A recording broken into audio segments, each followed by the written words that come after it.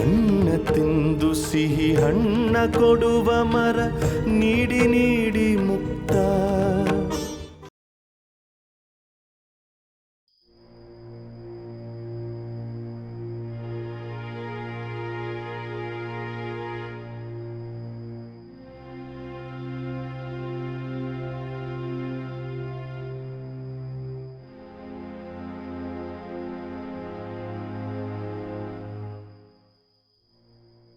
ಗಿರ್ವಾಣಿ, ಸಿದ್ಧಾಂತ್ ಊಟ ಆಯ್ತಾ? ಇನ್ನೂ ಇಲ್ಲ. ನೀವು ಊಟ ಮಾಡುವಾಗಲೇ ಬಾ ಅಂತ ಕರೆದೆ, ಆಮೇಲೆ ಮಾಡ್ತೀನಿ ಅಂತ. ಲ್ಯಾಪ್ಟಾಪ್ನಲ್ಲಿ ಏನೋ ಕೆಲಸ ಮಾಡ್ಕೋತಾ ಇದ್ದ. ಮೃಣಾಲಿನಿ ಬಂದಮೇಲೆ ಇಬ್ರಿಗೂ ಒಟ್ಟಿಗೆ ಬಡಿಸ್ಬೋದು ಅಂತ ಸುಮ್ಮನಾದೆ.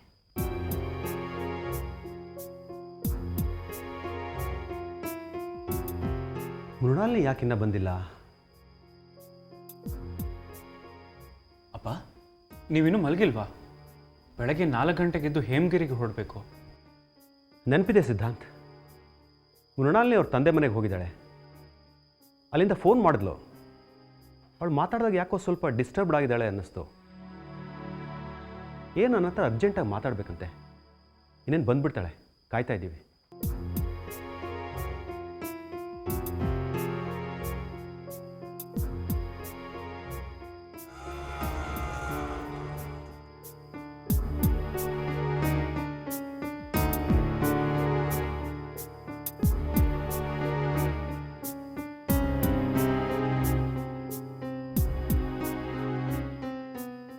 ಓ, ಮೃಣಾಲಿನಿ ಬಂದ್ಲು. ಇದೇನು ಆಟೋದಲ್ಲಿ ಬಂದಿದ್ದಾಳೆ? ಅದೇ ನನಗೂ ಆಶ್ಚರ್ಯ ಆಗ್ತಾ ಇದೆ.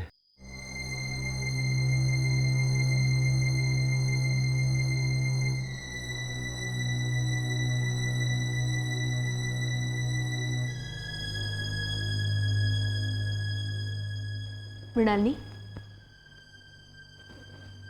ಯಾಕಮ್ಮ ತುಂಬ ಸುಸ್ತಾಗಿದೆಯಾ? ಇಲ್ಲ ಅತ್ತೆ, ನಿಜ ಹೇಳಬೇಕು ಅಂದರೆ ಮನಸ್ಸಿಗೆ ಇವತ್ತು ನಿರಾಳ ಅನ್ನಿಸ್ತಾ ಇದೆ. ಪುಟ್ಟಿ, ನೀನು ಆಟೋದಲ್ಲಿ? ಹೌದು ಮಾವ, ನಾನು ಆಟೋದಲ್ಲೇ ಬಂದೆ ನಮ್ಮ ತಂದೆ ಮನೆಯಿಂದ. ಎಲೆಕ್ಷನ್ ಟೈಮಲ್ಲಿ ಓಡಾಡೋಕ್ಕೆ ಅಂತ ನಿಮ್ಮ ತಂದೆ ನಿಮ್ಗೊಂದು ಕಾರ್ ಗಿಫ್ಟ್ ಕೊಟ್ಟಿದ್ದಾರಲ್ವಾ? ಅದರಲ್ಲಿ ತಾನು ನೀನು ಹೋಗಿದ್ದು? ಹೌದು, ಆದರೆ ಆ ಕಾರಲ್ಲಿ ಮನೆಗೆ ವಾಪಸ್ ಬರಬೇಕು ಅಂತ ಅನ್ನಿಸ್ಲಿಲ್ಲ. ಅಪ್ಪ ನನಗೆ ಅಂತ ಕೊಡಿಸಿದ ಕಾರ್ನ, ಆ ಕಾರ್ ಕೀನ ಅಪ್ಪಂಗೆ ವಾಪಸ್ ಕೊಟ್ಟು ಬಂದೆ ಮಾವ.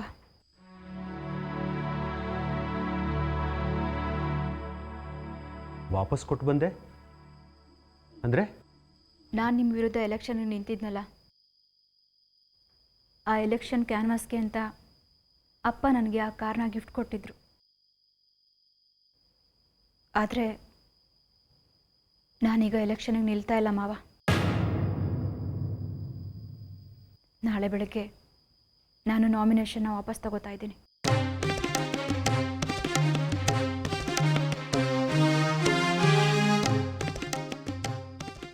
ಏನು, ನಾಮಿನೇಷನ್ ವಾಪಸ್ ತಗೋತಾ ಇದೆಯಾ? ಹೌದು ಮಾವ. ಯಾಕೆ? ನಾನು ಮಾಡಿದ ತಪ್ಪನ್ನು ತಿದ್ಕೊಳ್ಳೋದಕ್ಕೋಸ್ಕರ, ಆ ತಪ್ಪಿಗೆ ಪ್ರಾಯಶ್ಚಿತ ಮಾಡ್ಕೊಳ್ಳೋದಕ್ಕೋಸ್ಕರ. ನಾನು ನಮ್ಮ ತಂದೆಯವ್ರ ಪಕ್ಷಕ್ಕೆ ಸೇರಿದ್ದು ತಪ್ಪು. ನಿಮ್ಮ ವಿರುದ್ಧ ಎಲೆಕ್ಷನ್ಗೆ ನಿಂತಿದ್ದು ಇನ್ನೂ ದೊಡ್ಡ ತಪ್ಪು. ನಾನು ನಮ್ಮ ತಂದೆಯವ್ರ ಪಕ್ಷದ ಅಧ್ಯಕ್ಷೆ ಆಗಬೇಕಾದ್ರೆ ನಮ್ಮ ತಂದೆಯವರು ನನಗೆ ಒಂದು ಮಾತು ಕೊಟ್ಟರು, ನಾನು ಯಾವತ್ತೂ ನಿನ್ನ ತತ್ವ ಆದರ್ಶಗಳಿಗೆ ಅಡ್ಡಿ ಬರೋದಿಲ್ಲ ಅಂತ. ಆ ವಿಷಯ ನಿಮಗೂ ಗೊತ್ತು ಮಾವ. ನಾನು ಯಾವತ್ತೂ ಸತ್ಯ ಪ್ರಾಮಾಣಿಕತೆಯಲ್ಲಿ ನಂಬಿಕೆ ಇಟ್ಟಿರೋಳು ಅಂತ.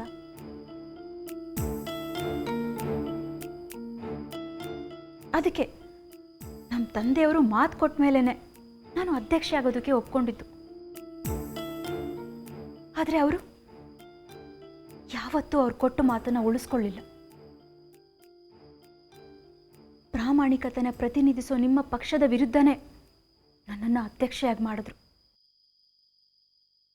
ನನಗೆ ಇಷ್ಟ ಇಲ್ಲದೆ ಹೋದ್ರು ನಿಮ್ಮ ವಿರುದ್ಧ ಎಲೆಕ್ಷನಿಗೆ ನಿಲ್ಲೋದಕ್ಕೆ ನನಗೆ ಬಲವಂತ ಮಾಡಿದ್ರು.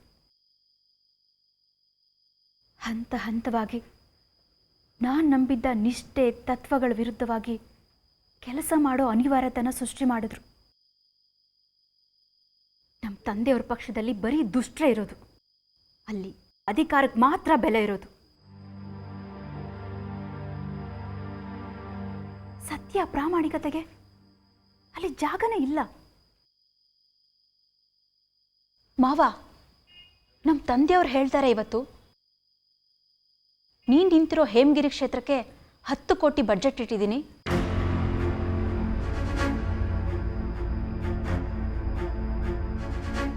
ನನ್ನ ಬಗ್ಗೆ ನನಗೇನೆ ತುಂಬ ಅವಮಾನ ಅನ್ನಿಸ್ತು ಮಾವ. ನಾನು ಆ ಪಕ್ಷದ ಅಧ್ಯಕ್ಷೆ ಆಗಿದ್ದಕ್ಕೆ ನನ್ನ ಬಗ್ಗೆ ನನಗೆ ಅವಮಾನ ಆಯಿತು ಮಾವ. ಜೊತೆಗೆ ಸಿದ್ಧಾಂತ್ ಆಗಾಗ ಹೇಳ್ತಾ ಇದ್ರಲ್ಲ, ನಿಮ್ಮನ್ನು ರಾಜಕೀಯವಾಗಿ ಸೋಲಿಸೋದಕ್ಕೆ ನಮ್ಮ ತಂದೆ ನನ್ನನ್ನು ದಾಳವಾಗಿ ಉಪಯೋಗಿಸ್ಕೋತಾ ಇದ್ದಾರೆ ಅಂತ. ಅದು ಸತ್ಯ ಮಾವ.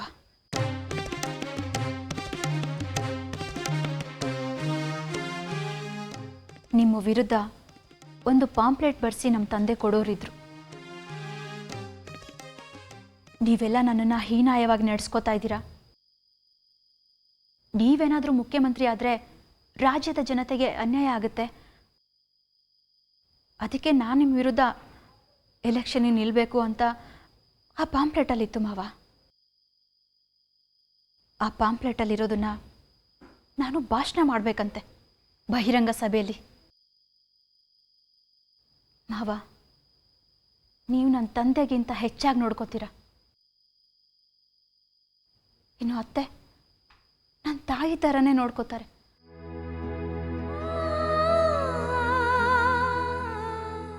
ಸಿದ್ಧಾಂತ್, ನಿಮ್ಮ ವಿರುದ್ಧ ನಾನು ಎಲೆಕ್ಷನ್ಗೆ ನಿಂತೆ ಅಂತ ಕೋಪ ಮಾಡಿಕೊಂಡ್ರು ಹೊರತಾಗಿ ಅವ್ರು ನನ್ನನ್ನು ತುಂಬ ಪ್ರೀತಿಸ್ತಾರೆ. ಅವ್ರ ಕೋಪ ಬೇಸರ ನ್ಯಾಯವಾದ್ದೆ. ದೇವ್ರಂತ ನಿಮ್ಮ ವಿರುದ್ಧ ಅಧಿಕಾರದ ಆಸೆಗೋಸ್ಕರ ನಿಮ್ಮ ತೇಜೋವಧೆ ಆಗುವಂಥ ಸುಳ್ಳು ಭಾಷಣ ಮಾಡೋದಕ್ಕೆ ನನ್ನಿಂದ ಆಗಲಿಲ್ಲ ಮಾವ.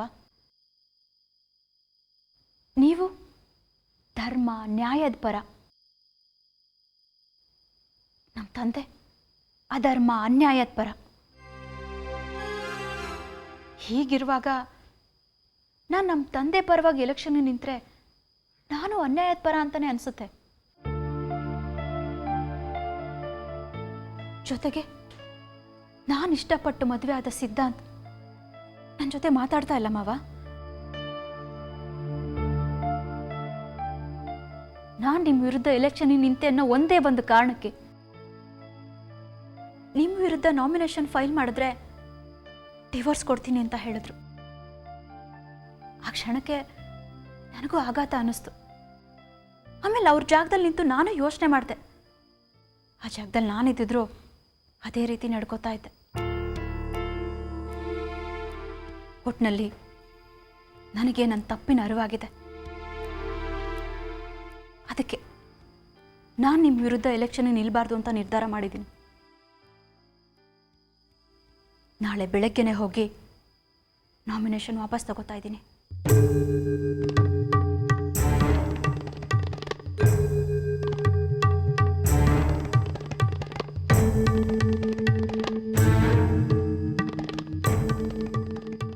ಮೃಣಾಲಿನಿ, ನೀನು ನಿಮ್ಮ ಪಕ್ಷದ ಅಧ್ಯಕ್ಷೆ.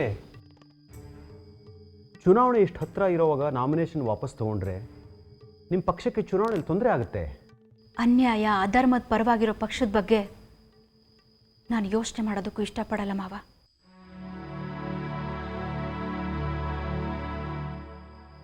ಅಷ್ಟಕ್ಕೂ ನಾನು ನಮ್ಮ ತಂದೆಯವ್ರ ಪಕ್ಷದ ಅಧ್ಯಕ್ಷ ಸ್ಥಾನಕ್ಕೂ ರಾಜೀನಾಮೆ ಕೊಟ್ಬಿಟ್ಟೆ.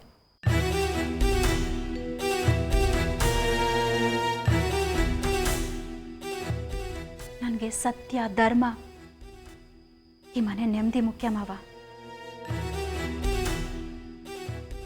Thank you Mrinalini.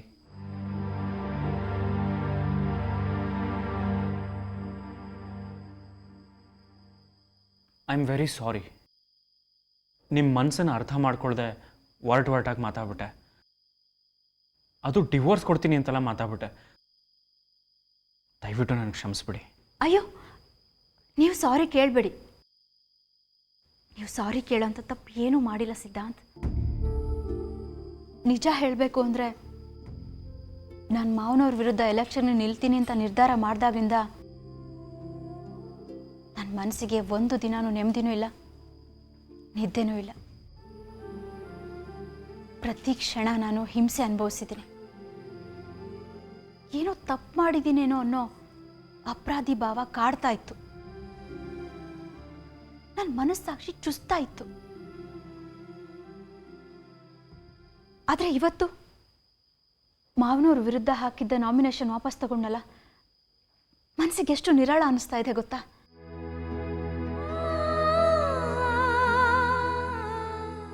ಎಷ್ಟೋ ದಿನಗಳಿಂದ ಕಳೆದೋದ ನೆಮ್ಮದಿ ಇವತ್ತು ಸಿಕ್ಕಾಗಾಯ್ತು. ಮನಸ್ಸಿಗೆ ಎಷ್ಟು ಸಂತೋಷ ಆಗ್ತಾ ಇದೆ ಗೊತ್ತಾ?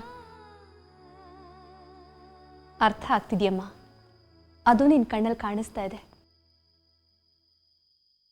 ಒಟ್ಟಿನಲ್ಲಿ ಎಲ್ಲ ಸುಖಾಂತಿ ಆಯ್ತಲ್ಲ, ಅಷ್ಟೇ ಸಾಕು. ಮಾವ, ಒಂದೇ ಒಂದು ರಿಕ್ವೆಸ್ಟ್. ಏನಮ್ಮ? ನಮ್ಮ ತಂದೆಯವ್ರ ವಿರುದ್ಧ ಪಕ್ಷದ ಚುನಾವಣಾ ಪ್ರಚಾರಕ್ಕೆ ಬಾ ಅಂತ ಹೇಳೋದು ಒಂದನ್ನು ಬಿಟ್ಟು ನೀವೇನು ಹೇಳಿದ್ರು ಮಾಡ್ತೀನಿ ಮಾವ. ಆಯ್ತಮ್ಮ. ಆ ದೇವ್ರ ದೊಡ್ಡೋನು. ಮಾವನ ವಿರುದ್ಧ ಸೊಸೆ ಎಲೆಕ್ಷನ್ ನಿಂತ್ಕೊಳ್ಳೋದು ತಪ್ಪಿತು, ಅದೇ ನನಗೆ ಸಂತೋಷ ಆಗ್ತಾ ಇರೋದು.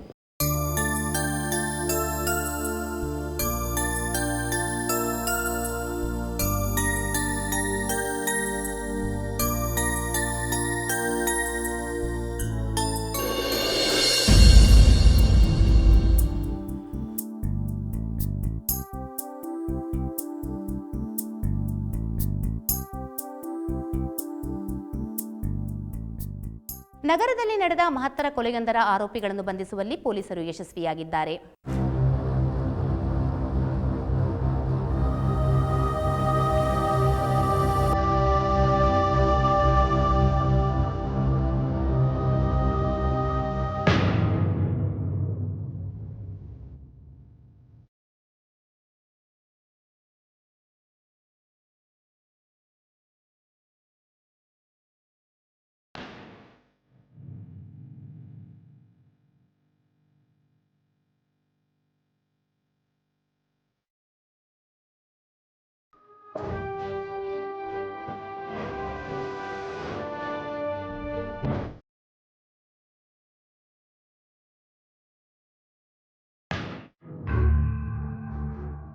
ಕೆಲವು ತಿಂಗಳುಗಳ ಹಿಂದೆ ನಗರದ ರಿಂಗ್ ರೋಡ್ ಎಕ್ಸ್ಟೆನ್ಷನ್ನಲ್ಲಿ ನಿವೃತ್ತ ಐಎಎಸ್ ಅಧಿಕಾರಿ ಮೋಹನ್ ದಾಸ್ ರವರ ಕೊಲೆಯಾಗಿತ್ತು. ಮನೆಯಲ್ಲಿ ಒಬ್ಬರೇ ಇದ್ದ ನಿವೃತ್ತ ಐಎಎಸ್ ಅಧಿಕಾರಿ ಮೋಹನ್ ದಾಸ್ ರವರಿಗೆ ಲೆಥನಾಲ್ ಪೆಂಟಾಕ್ಸೈಡ್ ಎಂಬ ವಿಷದ ಚುಚ್ಚುಮದ್ದನ್ನು ಕೊಟ್ಟು ಕೊಲೆ ಮಾಡಲಾಗಿತ್ತು. ಇಂದು ರಿಂಗ್ ರೋಡ್ ಪೊಲೀಸ್ ಸ್ಟೇಷನ್ನ ಸರ್ಕಲ್ ಇನ್ಸ್ಪೆಕ್ಟರ್ ಆದ ಪರೀಕ್ಷಿತ್ ಪ್ರಧಾನ್ ರವರು ಜಗದೀಶ್ ದಾಸ್ ಹಾಗೂ ಮಹೇಶ್ ದಾಸ್ ಎಂಬ ಇಬ್ಬರು ಆರೋಪಿಗಳನ್ನು ಬಂಧಿಸಿ ನ್ಯಾಯಾಲಯದ ಮುಂದೆ ಹಾಜರುಪಡಿಸಿದ್ದಾರೆ.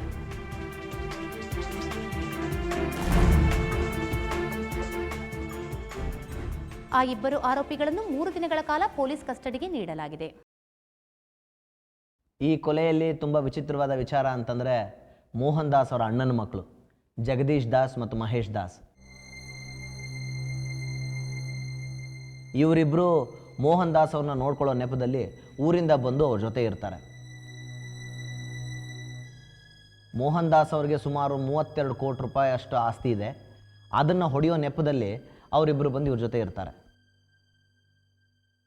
ಮೋಹನ್ ದಾಸ್ ಅವರ ಕೊಲೆ ಆದ ದಿವಸ ಇವರಿಬ್ಬರು ಊರಲ್ಲಿ ಇಲ್ಲ ಅನ್ನೋ ಥರ ನಾಟಕ ಆಡಿ ಸುಪಾರಿ ಕಿಲ್ಲರ್ ಕೈಯಲ್ಲಿ ಮೋಹನ್ ದಾಸ್ ಅವ್ರನ್ನ ಕೊಲೆ ಮಾಡಿಸಿರ್ತಾರೆ. ಸುಪಾರಿ ಕಿಲ್ಲರ್ ಹೆಸರು ರಾಜಾ ಚೌಧರಿ ಅಂತ. ಸದ್ಯಕ್ಕೆ ಅವರು ತಲೆ ಮರೆಸ್ಕೊಂಡಿದ್ದಾರೆ. ಅವ್ರನ್ನ ಆದಷ್ಟು ಬೇಗ ಪತ್ತೆ ಹಚ್ಚಿ ಬಂಧಿಸ್ತೀವಿ. ಈ ಕೊಲೆಯ ಸಂಬಂಧ ಖ್ಯಾತ ವಕೀಲರಾದ ಸಿಎಸ್ಪಿಯವರ ಪುತ್ರಿ ಕುಮಾರಿ ಡಾಕ್ಟರ್ ವೈಷ್ಣವಿಯವರನ್ನು ತಪ್ಪಾಗಿ ಸಂದೇಹಿಸಿ ಅವರನ್ನು ಬಂಧಿಸುವ ಪ್ರಯತ್ನ ಕೂಡ ನಡೆದಿತ್ತು ಎಂಬುದು ಗಮನಾರ್ಹ. ಅಪ್ಪಂಗೆ ಫೋನ್ ಮಾಡೆ.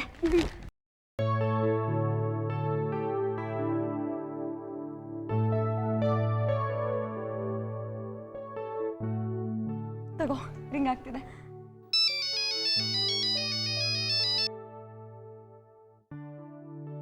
ಹಲೋ, ಏನು ಪುಟ ವೈಷ್ಣವಿ?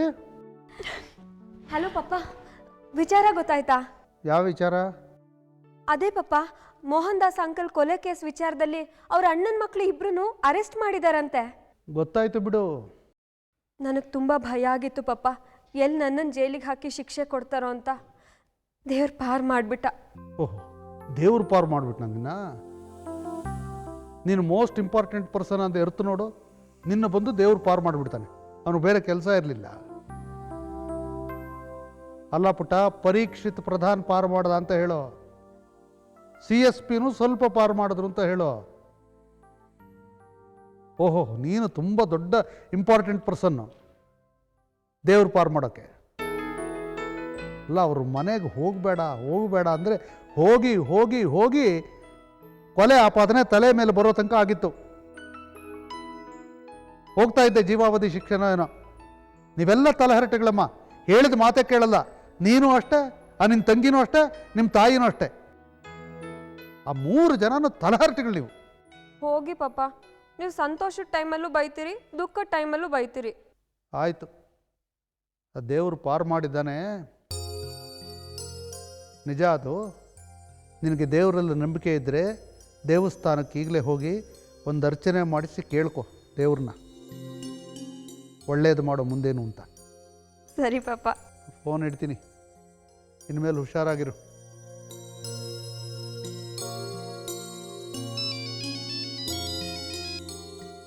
ಹಲೋ, ಯಾರು? ಸರ್ ನಮಸ್ಕಾರ, ನಾನು ಇನ್ಸ್ಪೆಕ್ಟರ್ ಪರೀಕ್ಷಿತ್ ಪ್ರಧಾನ್. ಓ ಹಲೋ ಪರೀಕ್ಷಿತ್. ನಿಮ್ಮ ಮಗಳು ವೈಷ್ಣವಿ ಅವ್ರನ್ನ ಅರೆಸ್ಟ್ ಮಾಡೋಕ್ಕೆ ಬಂದು ನಿಮ್ಮ ಹತ್ರ ಬಯಸ್ಕೊಂಡಲ್ಲ ಆ ಪರೀಕ್ಷಿತ್ ಪ್ರಧಾನ್. ಗೊತ್ತಾಯ್ತು ಹೇಳಿ. ಸರ್ ನ್ಯೂಸ್ ಗೊತ್ತಾಯ್ತು ಸರ್? ಗೊತ್ತಾಯ್ತು, ಈಗ ಟಿ ವಿಲಿ ನೋಡಿದೆ, ನಿಮ್ಮ ಹೇಳಿಕೆಯನ್ನು ನೋಡಿದೆ. ನೀವು ಮಹೇಶ ಜಗದೀಶ ರಿಯಲ್ ಕಲ್ಪ್ರಿಟ್ಸ್ ಅವ್ರನ್ನ ಹಿಡಿದು ಕೋರ್ಟಿಗೆ ಪ್ರೊಡ್ಯೂಸ್ ಮಾಡಿದ್ರಂತೆ, ಅವ್ರನ್ನ ರಿಮ್ಯಾಂಡ್ ಮಾಡಿದಾರಂತೆ ಪೊಲೀಸ್ ಕಸ್ಟಡಿಗೆ. ನನ್ನ ಮಗಳು ಸೇವ್ ಆದ್ಲು. Thank you mister Parikshit. Sir thanks ಬೇಡ, ಅದು ನನ್ನ ಡ್ಯೂಟಿ ಸರ್. ಮಧ್ಯದಲ್ಲಿ ನಿಮ್ಮ ಮಗಳ ಮೇಲೆ ಸಂದೇಹಪಟ್ಟು ಈ ಕೊಲೆ ವಿಚಾರದಲ್ಲಿ ನಿಮಗೆ ನಿಮ್ಮ ಮಗಳ ಮನಸ್ಸನ್ನು ನೋಯಿಸಿದೆ, ಅದಕ್ಕೆ I am sorry sir. It's okay, ಈಗಲಾದರೂ ಸತ್ಯ ಈಚೆ ಬಂತಲ್ಲ, ಬಿಡಿ. ಓಕೆ ಸರ್, ಫೋನ್ ಇಡ್ತೀನಿ ಸರ್. ನಮಸ್ಕಾರ. ನಮಸ್ಕಾರ ಪರೀಕ್ಷಿತ್, ನಮಸ್ಕಾರ.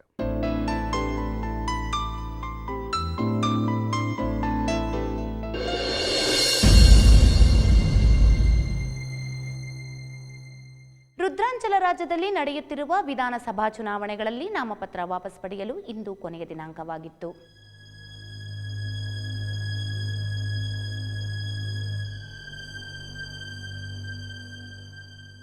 ಇಂದು 280 ಕ್ಷೇತ್ರಗಳ ಪೈಕಿ ಒಟ್ಟು 1750 ಜನ ನಾಮಪತ್ರ ವಾಪಸ್ ಪಡೆದಿದ್ದು, ಅಂತಿಮ ಹಂತದಲ್ಲಿ ಚುನಾವಣಾ ಕಣದಲ್ಲಿ ಉಳಿದಿರುವ ಅಭ್ಯರ್ಥಿಗಳ ಸಂಖ್ಯೆ 1760.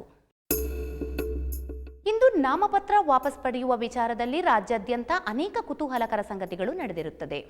ರಾಜ್ಯದ ಪ್ರಮುಖ ಪಕ್ಷವಾದ ಶಿವಕೃಷ್ಣ ದೇಸಾಯಿ ನೇತೃತ್ವದ ಅಂತ್ಯೋದಯ ಪಕ್ಷದಡಿ ನಾಮಪತ್ರ ಸಲ್ಲಿಸಿದ್ದ ಸುಮಾರು 37 ಜನ ಅಧಿಕೃತ ಅಭ್ಯರ್ಥಿಗಳು ಆಶ್ಚರ್ಯಕರ ರೀತಿಯಲ್ಲಿ ನಾಮಪತ್ರ ವಾಪಸ್ ಪಡೆದಿರುತ್ತಾರೆ. ಇದರಿಂದಾಗಿ ಈ 37 ಕ್ಷೇತ್ರಗಳಲ್ಲಿ ಬಿಂಗಾರವರ ಜನಹಿತ ಪಕ್ಷಕ್ಕೆ ನಿರಾಯಾಸವಾಗಿ ಜಯ ಲಭಿಸುತ್ತದೆ ಎಂದು ಅಂದಾಜು ಮಾಡಲಾಗಿದೆ.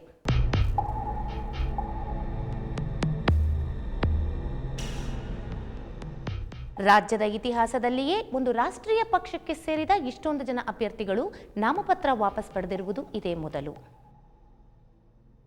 ಇದು ಅಂತ್ಯೋದಯ ಪಕ್ಷದ ಮುಖಂಡರಿಗೆ ಆಘಾತ ತಂದಿದೆ. ಬಿಂಗಾರವರ ಪಕ್ಷವಾದ ಜನಹಿತ ಪಕ್ಷದ ಕಾರ್ಯಕರ್ತರು ಸಂತೋಷದಿಂದ ಪಟಾಕಿ ಹಚ್ಚಿ ಸಂಭ್ರಮಿಸುತ್ತಿದ್ದುದು ಕಂಡುಬಂದಿತು.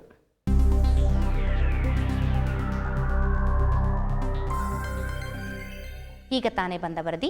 ರಾಜ್ಯದ ಪ್ರತಿಷ್ಠಿತ ಕ್ಷೇತ್ರಗಳಲ್ಲೊಂದಾದ ಹೇಮಗಿರಿ ಕ್ಷೇತ್ರದಲ್ಲಿ ವಿರೋಧ ಪಕ್ಷದ ನಾಯಕರಾದ ಶಿವಕೃಷ್ಣ ದೇಸಾಯಿ ಮತ್ತು ಅವರ ಸೊಸೆ ಬಿಂಗಾರವರ ಪಕ್ಷದ ಅಧ್ಯಕ್ಷೆ ಮೃಣಾಲಿನಿಯವರ ಮಧ್ಯೆ ಚುನಾವಣಾ ಸಮರ ಏರ್ಪಡುತ್ತದೆ ಎಂದು ಎಲ್ಲರ ನಿರೀಕ್ಷೆಯಾಗಿತ್ತು. ಆದರೆ ಈಗ ಕೊಂಚ ಹೊತ್ತಿಗೆ ಮುಂಚೆ ನಡೆದ ಹಠಾತ್ ನಾಟಕೀಯ ಬೆಳವಣಿಗೆಯೊಂದರಲ್ಲಿ ಮೃಣಾಲಿನಿಯವರು ತಮ್ಮ ನಾಮಪತ್ರವನ್ನು ವಾಪಸ್ ಪಡೆದು ಸ್ಪರ್ಧೆಯಿಂದ ಹಿಂದಕ್ಕೆ ಸರಿದಿರುತ್ತಾರೆ.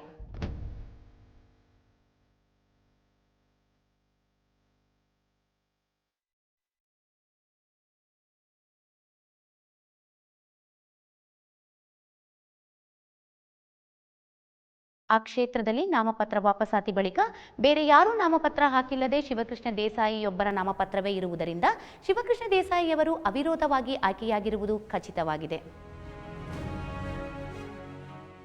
ಬಹುಶಃ ಚುನಾವಣೆಯ ಪ್ರಪ್ರಥಮ ಫಲಿತಾಂಶ ಇದೆಂದು ಹೇಳಬಹುದು.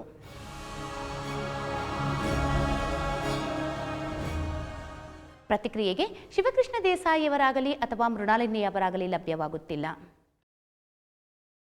ಅಲ್ಲಿಗೆ ವಿವಿಧ ಕ್ಷೇತ್ರಗಳಲ್ಲಿ ಕಣದಲ್ಲಿ ಸ್ಪರ್ಧಿಸುತ್ತಿರುವ ಪ್ರಮುಖ ಅಭ್ಯರ್ಥಿಗಳೆಂದರೆ ಹಾಲಿ ಮುಖ್ಯಮಂತ್ರಿ ಸುಶೀಲ್ ಕುಮಾರ್ ಬಿಂಗಾರ್ ಅವರ ವಿರುದ್ಧ ರಾಜಾನಂದ ಸ್ವಾಮಿಯವರ ಪತ್ನಿ ಶರಾವತಿ ರಾಜಾನಂದ ಸ್ವಾಮಿಯವರು ದೇವಸಾಗರ ಕ್ಷೇತ್ರದಿಂದ ಸ್ಪರ್ಧಿಸುತ್ತಿದ್ದಾರೆ.